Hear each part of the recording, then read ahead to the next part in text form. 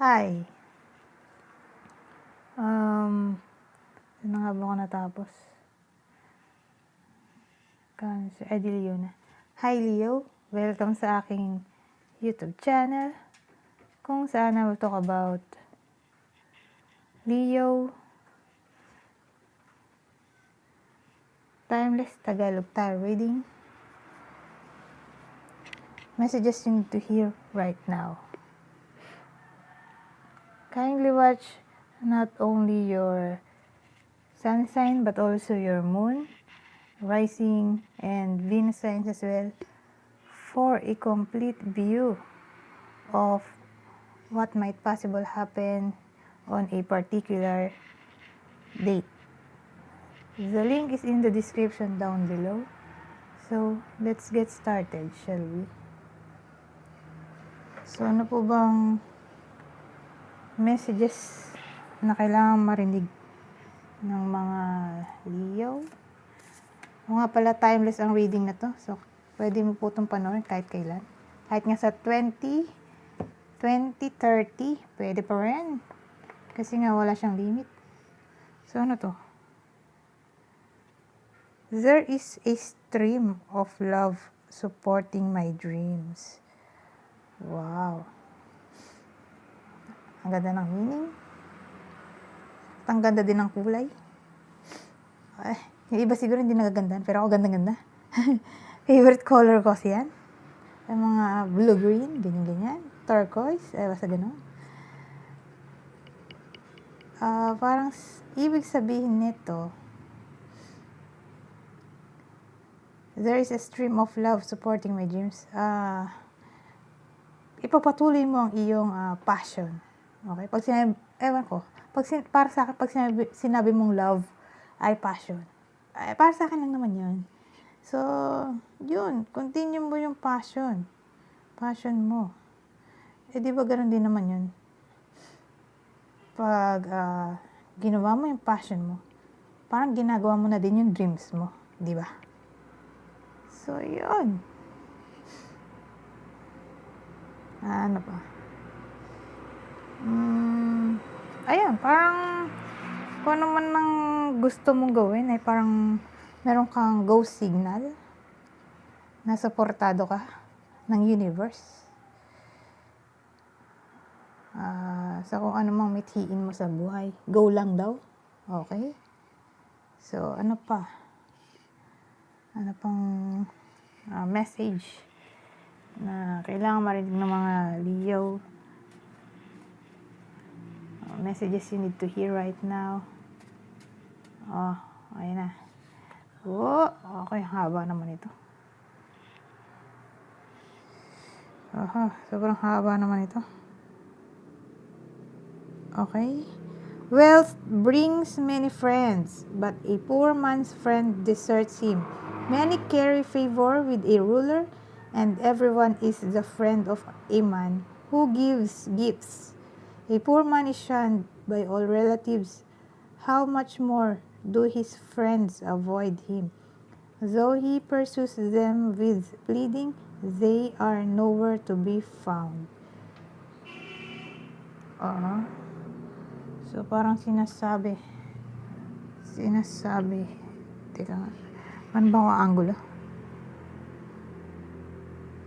Sinasabi sa card na to na be a true friend. Or malay mo, makilala mo kung sino yung true friend mo. Okay? Paano mo ba makikilala yung true friend?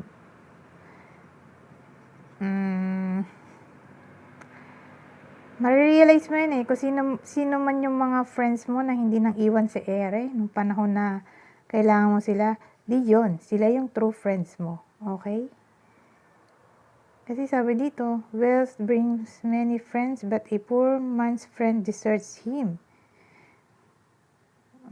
Many carry favor with a ruler, and everyone is the friend of a man who gives gifts. So, parang sinasabi dito na kung sino yung mayaman, siya yung maraming friend. Kasi, siyempre, may mawapala sila sa kanya. Ganyan. Parang, hindi sukatan ng friendship ang material na bagay. Marami nga siyang friend. Pero, ang tanong, totoo ba yun sa kanya? May mga, alam mo yun, tao na nandyan lang kapag kailangan ka nila. Pero kapag kailangan mo sila, nawawala. Or naglalahong parang bula. Okay? So, ganun.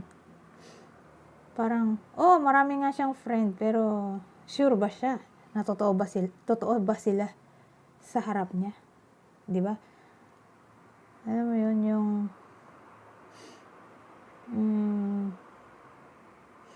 para ibang explanation ito. Naantok na kasi ako. Kaya hindi ako makapag-isip, pero huwag kayong mag-alala. Gumagana pa rin ang intuition ko. Yun nga lang naghahang ang utak ko. Ano ba bang explanation? Ayun. Basta, naglalako sila pag kailangan mo, ganun. So, may realization dito na magaganap, tingin ko. Parang ma-realize mo kung sino ba yung true friends mo. Or baka ma-realize ng friend mo na true friend ka niya. Kasi di mo siya iniwan nung panahon na gipit na gipit siya or depressed siya. Parang papasalamat siya kasi naging true friend ka niya. Basta ganun. A poor man is shunned by all relatives. How much more? Do his friends avoid him? Biruin mo yun? Nung panahon ng kagipitan, kahit yung relatives, iniwan siya sa ere. Or di siya tinulungan. How much more do his friends avoid him? Kung yung relatives nga, di ba, iniwan siya, pa yung mga friends. Parang ganun dating. Though he pursues them with pleading, they are nowhere to be found. So, yun nga. May mga tao na hindi natin alam kung totoo ba sa harap natin. Or baka nandyan lang kasi may pera tayo, nakikinabang sila, benefit, parang parasite. Tawag nila. Nandyan lang kapag may mapapala sa'yo kapag wala ka ng pera or na-down ka na-depress ka or hindi ka na positive. Alam mo yun? Na-drain na yung energy mo. Parang tingin nila hindi na sila mag-benefit sa'yo. Bigla na lang silang naglalaho. So, parang sinasabi ng card na to na wag ganun. Wag tayong ganun sa ibang tao. Either realization to ng true friends or wag tayong maging ganun sa iba. Okay? Pwede rin kasi itong reflection ng sarili natin na hindi tayo aware. Okay? Parang yung card na to, binibigyan tayo ng awareness sa mga bagay na hindi natin alam na ganun na pala yung tingin sa atin ng iba. Okay? So, ano pa? Ang haba na ng explanation ko, 8 minutes na yun. Magna-9 na nga. So, tingin pa tayo ng ibang card. Ito na lang din siguro. Kasi 9 minutes na eh. Dapat kasi 10 minutes na lang. 10 minutes lang eh. Ang hirap mag-upload. Ang mabagal ang internet ko. So, ano pang message para sa mga Leo?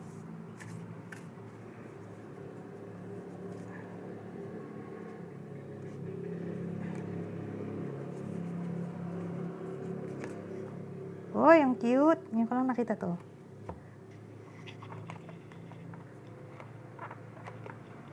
Hindi ko kasi nagagamit lahat sila. So, yan. Ngayon ko lang nakita. Ang cute, no?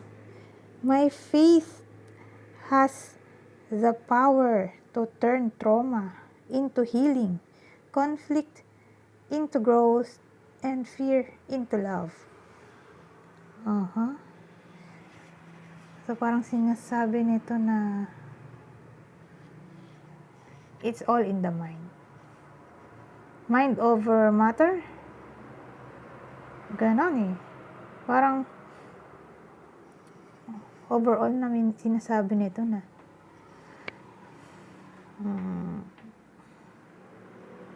i-turn natin ang mga negative na nangyayari sa buhay natin as positive, or isipin natin na alam mo yung everything happens for a reason. Na despite na ganito yung nangyari sa iyo, nagkaroon ka ng adversity sa buhay, kaya pala nangyari yun ay may deeper meaning. Marirealize mo yun sa bandang huli eh. Na kaya pala nagkaganon, ay para ma-realize mo itong ganito, ganyan, or para ma-perfect mo yung yung work mo, yung example, criticism, constructive criticism, di ba? Isa ring way yun para ma-perfect yung ability natin, yung skills. Kasi syempre, merong nagsasabi ng kulang or mali mo para mas ma-improve mo, di ba? So, ganon. Yun, parang i-turn mo yung negativity into positivity. Parang ganun yung overall na sinasabi nito. Parang law of attraction, optimism. Pero in fairness umulit yung love. Love at love.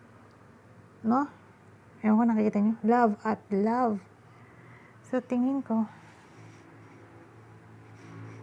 merong healing. Ewan ko, nakita ko healing. Ewan ko nakatingin ako sa love, tapos bila ako napatingin sa healing. Siguro may healing na magaganap sa'yo about love. It's either self-love or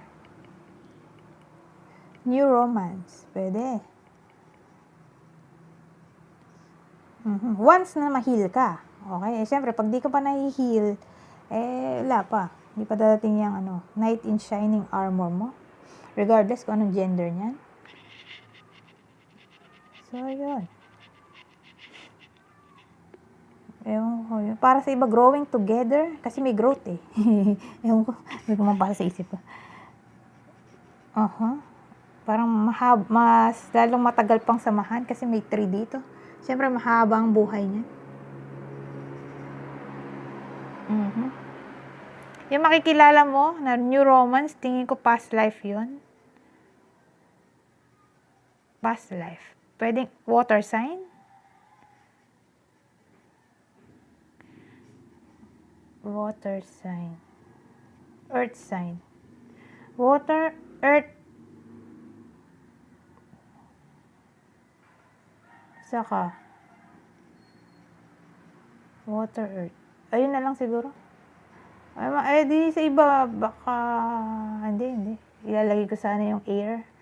Sige, water na lang siguro tingin ko. Water sign or earth sign. Pisces, lalo na yung Pisces saka Cancer. Tingin ko. Pasama mo din yung Scorpio daw. Di water sign na nga yun. Ewan ko ba? Tumahabol yung Scorpio. Leo to, di ba? Oo nga, Leo to. So, yan. It's either yung makikilala mo ay friend or new romance. Okay? Or new lover. New connection. Basta ang alam ko ay past life mo siya. Kilala mo na siya before. Before. Baka ex to. May tendency. Sinabi ko kasi before Ewan ko. Bigla ko naisip yun. Baka merong reconciliation sa mga ex. Or pwedeng yun nga, past life lover mo siya. Okay? Nakilala mo na siya before. Siyempre, sa past life mo yun.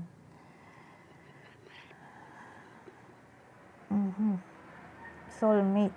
Sa bagay, lahat naman tayo, may soulmate. Sabi nga nila, soulmate mo ay magulang mo, kapatid, friend, teacher, alagang hayop. kahit anong soul dito sa earth na nag-help, tinutulungan kang mag-grow, mapa-spiritually man yan, or physically, mentally, basta gano'n. Basta, yung mga nakikilala mo, nakasundo mo, soulmate daw yon. So, yun. Soulmate. Pero tingin ko yung iba't, twin flame. Malaki ang posibilidad ng twin flame kaysa soulmate, tingin ko. Ang haba na nito, 16 minutes na OMG. Yun eh. Tingin ko soulmate. Ay, sorry. Twin flame. Parang may age difference. Tingin ko may age difference. Or different ethnic group, different race. Possible. Sige na. Alis na ako. Ang haba-haba na nito. Ang hirap na naman mag-upload. So, I think that's it for now. Leo, kindly like, subscribe, and share my videos to help me grow my channel. Goodbye for now.